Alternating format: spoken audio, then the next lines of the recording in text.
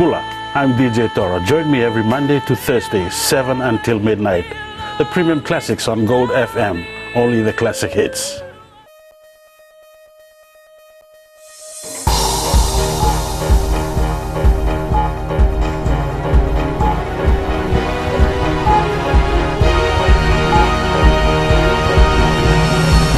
Tonight on FBC News, development at Club Cotton Bar to go ahead despite controversy. Migration to Fiji not a priority, says Kiriba's High Commissioner. A new accommodation welcomed by vendors at the supermarket.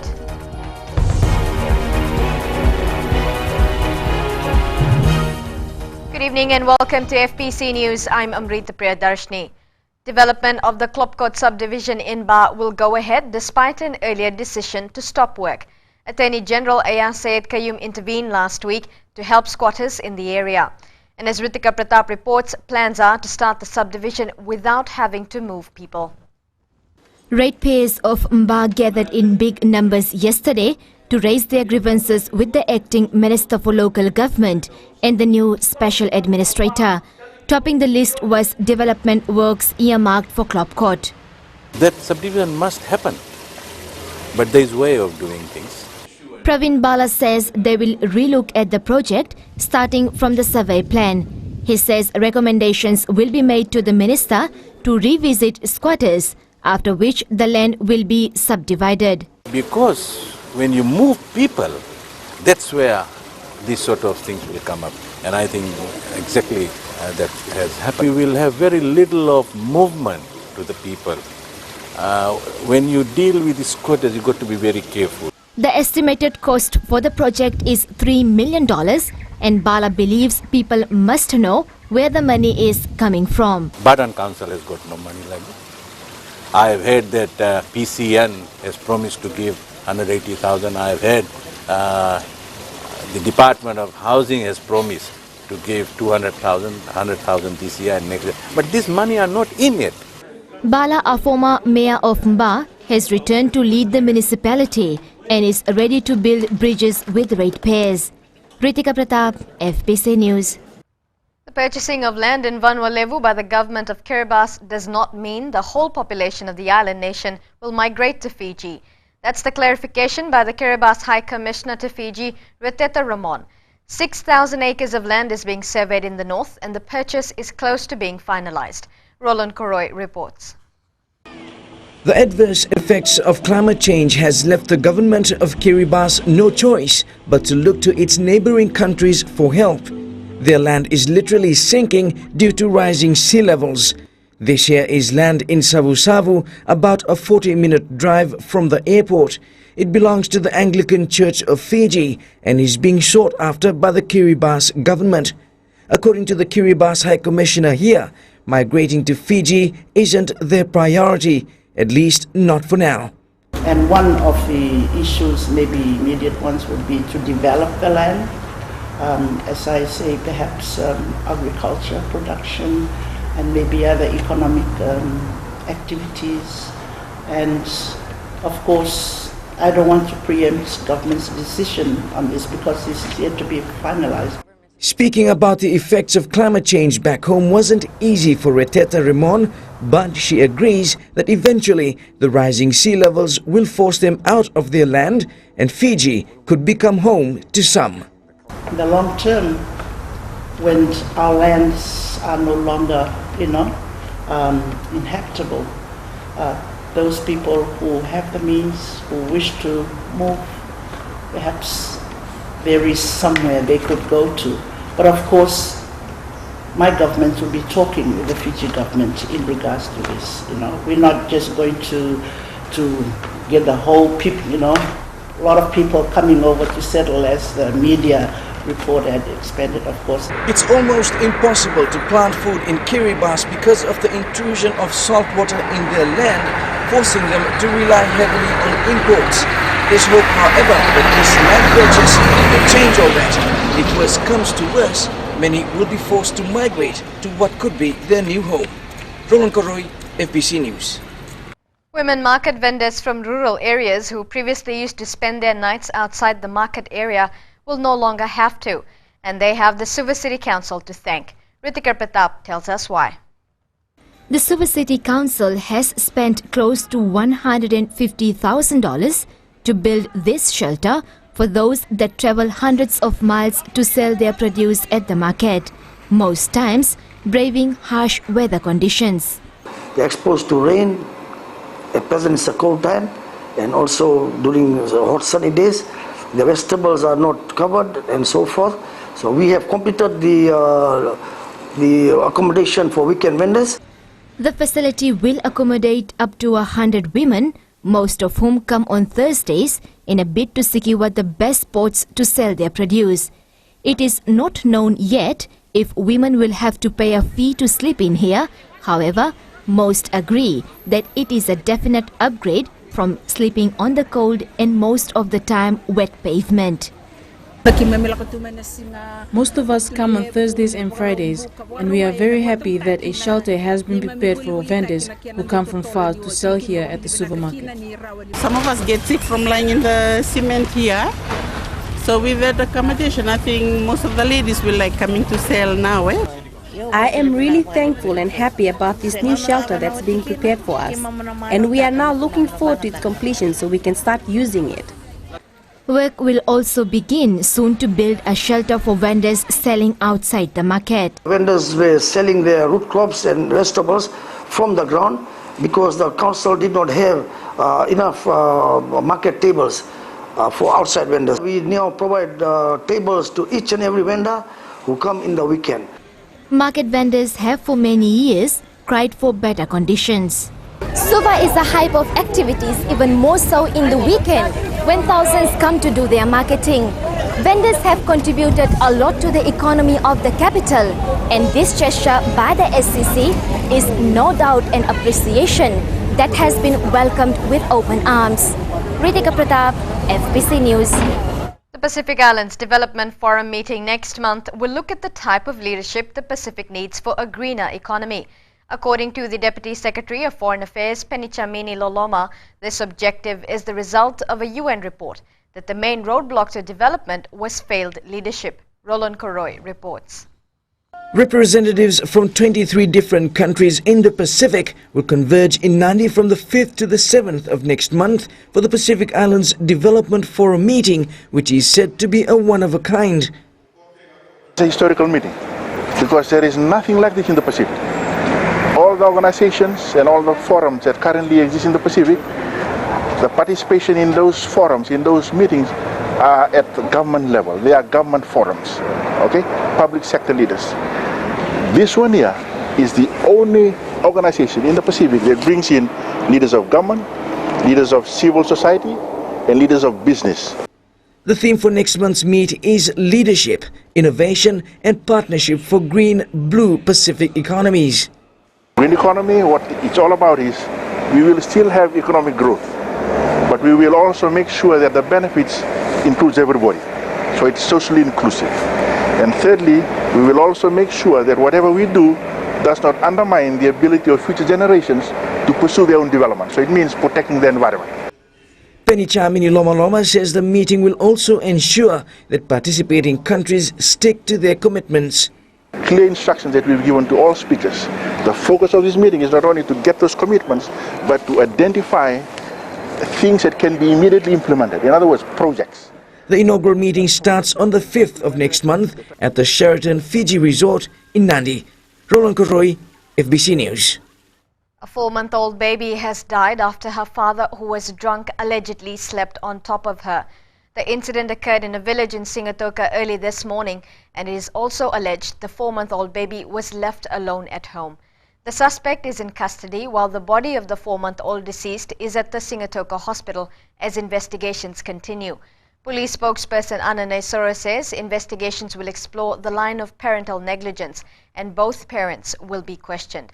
Police are once again calling on parents and guardians to prioritize the safety of their children. In the news ahead, law student is 2013 Bula Queen. How would you like to spend your morning? You could spend your morning like this.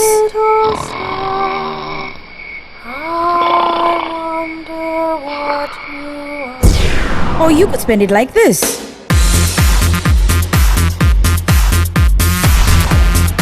Tune in to the Morning Ride every weekday morning from 9 a.m. till 12 p.m. right here on Today FM, Today's Hit Music.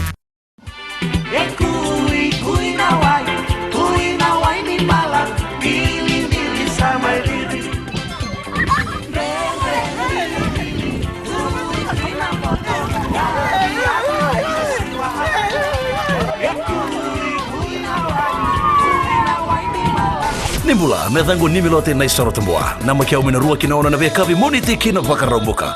Rongo mena via sama kina viva ko barota kini ndreko malolo. Ena radio Fiji wana na wongani pia niano. Ngai nama kia kina.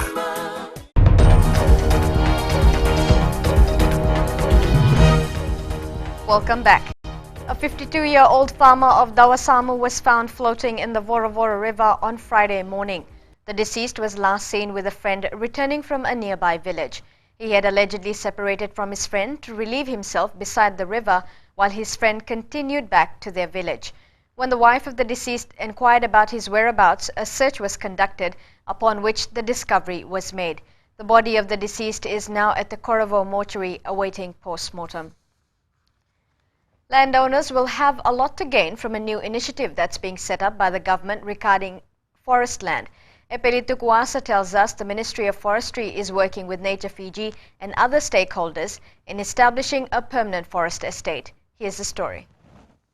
With nearly all forest land in Fiji owned by Itauki landowners, there seems to be very little proper management. And one of the cornerstones of the Fiji forest policy is the establishment of permanent forest estates. So it's only with permanent forest estates, and the permanent forest estates you have to practice sustainable forest management. Under this new initiative, forest owners can reap a lot of benefits from their natural resources. You can prove that you conduct sustainable forest management, that you can then sell that at a high price, sell the timber at a high price under forest certification standards. So the benefit is greater for both government and for the community. Landowners have been urged to be part of this initiative to safeguard the use of their native forest. So we have selected several communities to work with based on forestry's advice and also the willingness from the Matangali. They have to say, yes, we would like to participate. So they would have written the letter stating their interest. So that's with the Department of Forest. The permanent forest estate, when established, will see the sustainable use of forest and a certain economic benefit for landowners. Epeli Tukuasa, FBC News.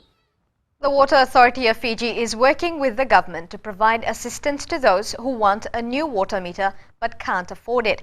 The authority is allowing for a 2-year payment period for the $300 fee, with a portion of the fee to be paid up front. It's this fee to be paid up front that the government will assist applicants with. Authority CEO Opatei Ravai says information on the assistance can be obtained from the Provincial Administrator or Divisional Commissioner's Office. But there are provisions and the criteria that they need to follow. They need to go through the provincial administrator, the commissioner's office, and then to verify the income earning capacity of the person and the locality. And then after that's all qualified, then we assist in that new connection application. Ravai says the shipment of new water meters is expected in the country soon. 22-year-old Crystal Vandinga is the new Bula Queen. The second-year law student was crowned last night ahead of 10 other contestants. Ritika Pratap reports.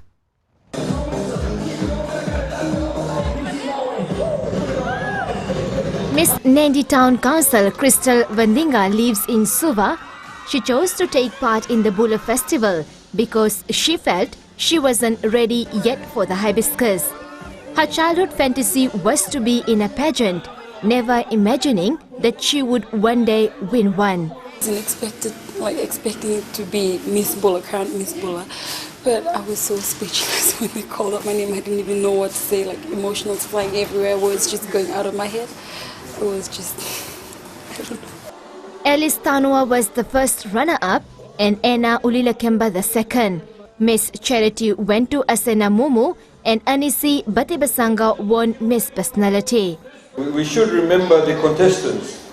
I always find it very, very hard to comprehend how a group of people can put themselves for 1 week under the microscope, by all the members of the public. I think they're very, very brave to do that. The crowning of the Queens brought the curtains down for the week-long event with the goal of helping the underprivileged. Being a queen, I'd actually help out with the Mbula community with the Loloma home, because it's one of the homes that the government doesn't support, and it's only with NGOs, and the Mbula committee supports them financially. For now, the new Miss Bula hopes to champion charity work for the festival and then graduate from law school. Ritika Pratap, FBC News. In sports news, Ba will have to wait another week before their fate in this year's Fiji Sun GP Batteries National League is determined. While Suva plays catch-up after a 15-0 drubbing over Tavua. Isambul binaka, nadhango wadi soni dalai, nama kio mani wasini ngono borota kina lali ne kabi, maina tolu kina bitu, ena moni tingina por rombuka, ena Mbula FM, na bandu ena serre. सूरज की पहली किरण के साथ दिन की शुरुआत कीजिए। सुबह का मंगल प्रभात आपको शुभ हो। सुबह सुबह हो खुशियों का मेला, ना लोगों की परवाह ना दुनिया का झमेला, पंछियों का संगीत हो और मौसम अलबेला, मुबारक हो आपको ये खूबसूरत सवेरा। हर सोमवार से लेकर शुक्रवार तक सुबह 6 से लेकर 9 बजे तक शामिल रहें रेडियो फिजी 2 पर हम सफर में रविंद्र सिंह के साथ।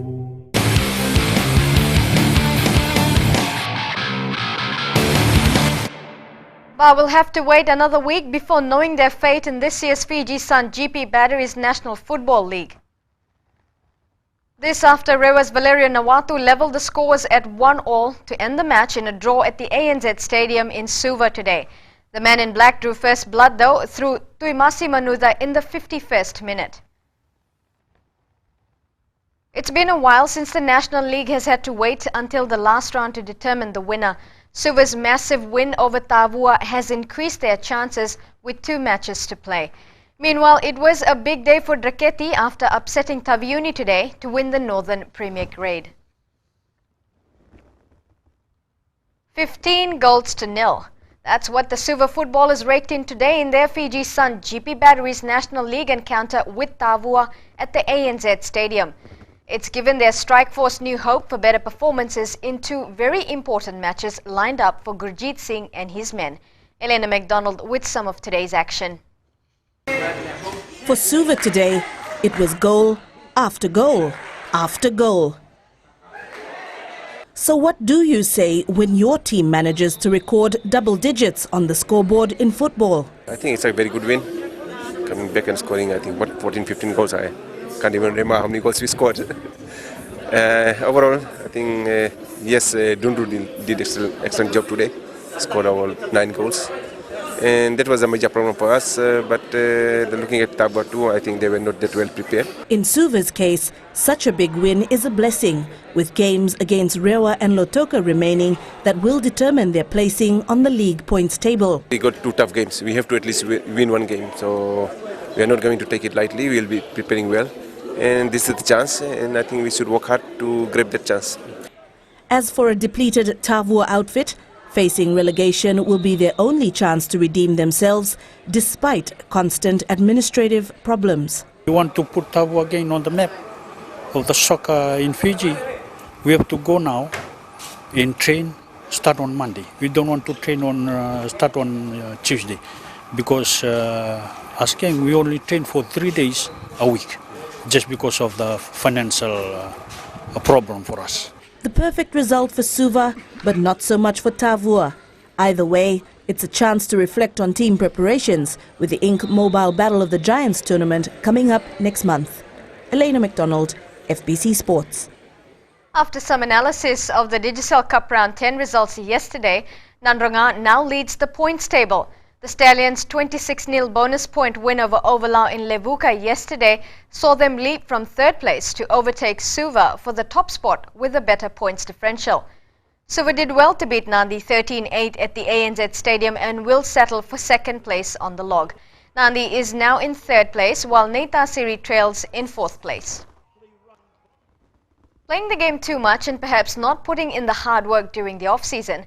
That's one of the reasons why the Fiji Rugby Union's High Performance Unit has begun building the foundation for an academy by keeping close ties with members from the Fiji Secondary Schools Rugby Union. As Elena McDonald reports, the idea behind roping in youngsters is to weed out any bad habits before it's too late. The FRU's high-performance team promised to start an elite academy, and by the looks of things, it's already well underway. We've been training selectors and scouts throughout the country to identify. We've been working with the secondary schools executive around their under-18 side, the coaching and the selection of that, so that we can perhaps get in a couple of years earlier. During yesterday's Fiji under-18 trials in Suva, those involved are starting to realize the importance of proper pathways being established between junior, senior and national levels of rugby. We need to team up so that we provide a good development program for these young boys. And that's where we should all come down. The FRU, the secondary schools and even the Milo Kachi, they have to come down to that level. We start again. We have to go back to the drawing board and we start from there. While only a certain few will be chosen for the Fiji under-18 tour in September, it's no loss for the remaining squad with the academy in place. That's why we are selecting the 60 boys from these trials. From the 60 boys, they will be included into the academy. And from that, then the FRU will work on those 60 boys from that line. Finally, some action is shown towards development plans for players. Now, it's just a matter of how long and effective it will remain in the years to come. Elena McDonald, FBC Sports.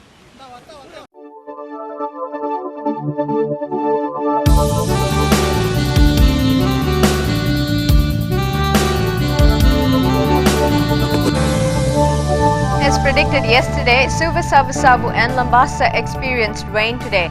It was fine in other centres. Ba was the hottest with 32 degrees at 3 this afternoon, while Suva remained the coolest with 27 degrees. The outlook for tomorrow is for fine weather to prevail right across the country. And the further outlook is fine apart from brief showers over the eastern and interior of the larger islands. Expect some cool nights. The headlines again, development at Klopkot and Ba to go ahead despite controversy. Migration to Fiji not a priority, says Kiribati High Commissioner, referring to their land purchase in Vanuatu. A new accommodation welcomed by women vendors at the supermarket. To the poll question, and we ask, is Fiji emerging as a Melanesian spearhead group leader? Visit www.fbc.com.fj to take part. Remember to send us newsworthy pictures and videos. Email citizenseyes@fbc.com.fj. Until next time, Mode Manda.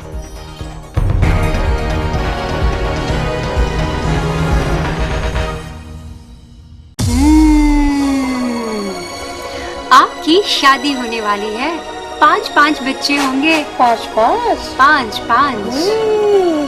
हाय, मैं हूँ आपकी सहेली वेनू। सुनते रहिए मिर्च FM. मैं हूँ ना 9 से 12 बजे तक।